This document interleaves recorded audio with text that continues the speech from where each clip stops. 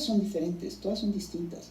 Y además, y esa cuarta transformación, el término cuarta transformación, se corresponde perfectamente con una lógica histórica, que es muy clara, que tiene que ver con este movimiento pendular que siempre ha habido, de que, y en este movimiento pendular tú te encuentras con que hay periodos largos en los que los pueblos defienden sus bienes, defienden su trabajo, la riqueza de su trabajo, y hay periodos largos en los que pierden lo que han conquistado.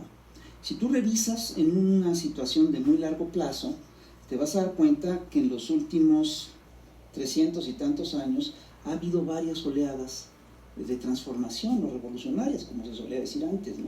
La primera gran oleada de transformación es la oleada, digamos, lo que los historiadores llaman el ciclo de las revoluciones atlánticas, que empieza con la guerra de independencia de Estados Unidos, sigue con la Revolución Francesa, continúa con la guerra de independencia de Haití, continúa con la guerra civil española, continúa con la guerra de independencia de México y termina con las guerras bolivarianas. A este ciclo revolucionario, que corresponde a la primera gran transformación, ¿no?, del país, le sucede un proceso contrarrevolucionario muy radical, que es el de la restauración de la monarquía.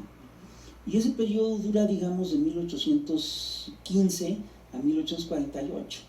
Y en México correspondería, en Francia corresponde a la restauración de Luis XVIII, en fin, y en México corresponde claramente a lo que fueron los gobiernos de Iturbide y los gobiernos de los hombres de bien, y terminaría con el periodo de Antonio López de Santana en su gobierno en coalición con los grupos conservadores de la época.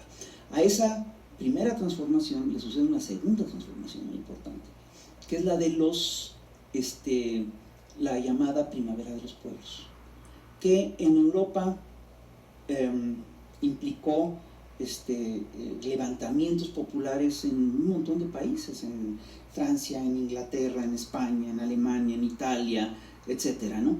Y que en México también tuvo, digamos, que su manifestación, su clara manifestación en el movimiento de los liberales de Ayutla de 1855. Si tú revisas estos procesos, lo que se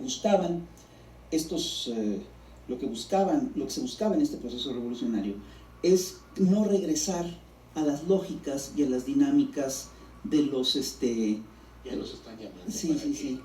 No regresar a las lógicas y a las dinámicas de la monarquía. Ajá. Y luego a esta segunda transformación le sucede una oleada contrarrevolucionaria muy radical, que en Inglaterra y Francia corresponde a la era victoriana y en México corresponde claramente a la era porfiriana. Ajá. Y a esta segunda contrarrevolución le corresponde una tercera transformación radical, que es el ciclo de las revoluciones sociales, que curiosamente empieza en México en 1910 y se continúa con la Revolución Rusa de 1917, tiene sus antecedentes en la Comuna de París, etc. Y que termina, digamos, tiene su fase final cuando en la República Española se vota por el Frente Popular, y tal vez el último momento de este proceso es la expropiación del petróleo en México. Ahora, hay un tercer ciclo contrarrevolucionario muy fuerte, muy radical, que es el ciclo del fascismo, que es un ciclo que empieza a finales del siglo XIX y culmina en 1945 con la derrota de Hitler. Y a este ciclo contrarrevolucionario le sucede un ciclo revolucionario muy interesante, pero que generalmente los historiadores no toman en cuenta, pero que yo creo que sí pesa. Esa sería realmente la cuarta transformación, esta sería la quinta. Pero la cuarta transformación en México, esa transformación en México, en realidad es una